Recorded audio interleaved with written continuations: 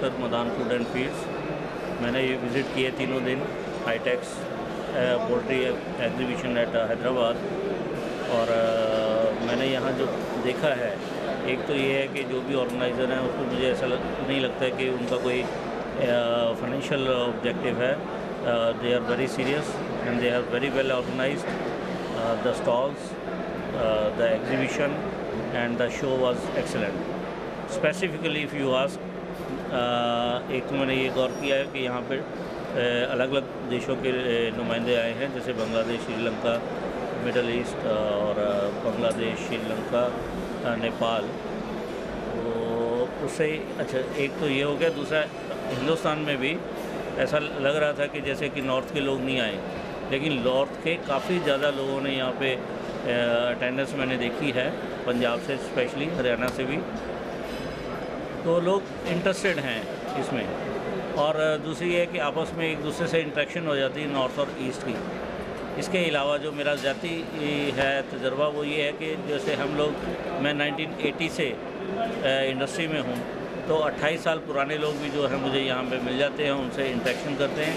And we feel कि latest technology क्या आई है और आगे ट्रेंड जो क्या है, उसी के हिसाब से हम अपना कॉर्पोरेट प्लानिंग करते हैं कि अगले 5 साल में, 10 साल में इंडस्ट्री किस तरफ को जा रही है। इसके अलावा मैंने यहाँ टेक्निकल सेमिनार भी अटेंड किए हैं, जिसमें बायोसिक्योरिटी पे और फीड एनालिसिस पे, फीड की क्वालिटी, फीड इंग्रेडिएंट एनालिसिस और फार्मूलेशंस को अपग्रेड करना है depending upon different parameters like moisture और सो। तो उसमें क्या है कि हम लोग क्या करते हैं कि हम एक रूटीन पे चलते हैं, डे टू डे हमें सेल और कलेक्शन की पड़ी रहती है। यहाँ पे आकर के थोड़ा सा हम वक्त इन्वेस्ट करते हैं एट द कॉस्ट ऑफ हमारा करंट जो सेल और कलेक्शन है, उससे थोड़ा ध्यान लगा और हटा करके यहाँ करते हैं। लेकिन ये लॉन्ग टर्म में हमको बेनिफिट होता है। और हमें डॉक्टर देवेगौड़ा का भी चांस मिला है न्यूट्रिशन पे, तो और बायोसिक्योरिटी पे हुआ है। और हम लोग जो गाइड करते हैं पोल्ट्री फार्मर के साथ, डायरेक्ट हमारा इंटरफेस है। तो जो साइंटिस्ट से हम सीखते हैं वो हम आगे कैरी फॉरवर्ड करते हैं, जो कि एंड यूज़र पे पहुँचते हैं। तो we are very good bridge to learn here from these exhibition and transmit this knowledge to our poultry farmers. मुझे तो ये बड़ा इमेंस लगा। एंड बहुत सारी चीज़ें जो हमने यूनिवर्सिटी में नहीं पढ़ी थी, वो आज हमको सीखने को मिलती है, और सिर्फ इस वजह से। हाँ, ये ज़रूर है कि यहाँ पे टाइम कम होता है, 3 दिन का वक्त बहुत कम है सीखने के लिए, लेकिन एटलीस्ट हमको ये पता चल जाता है कि this is a new thing. Then we can go on net and search and with the company we have licence.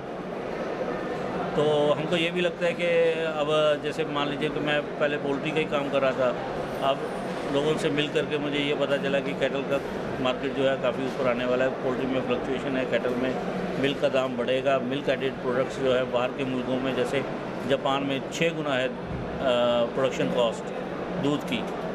तो अगर हम इंडिया में वैल्यू एडेड मिल्क बना करके बाहर भेजें, तो एक तो हमें फॉरेन रेवेन्यू मिल जाएगा, दूसरा यहाँ पे एम्प्लॉयमेंट जनरेट होगी, फार्मर को अपने प्रोड्यूस का पैसा मिल जाएगा।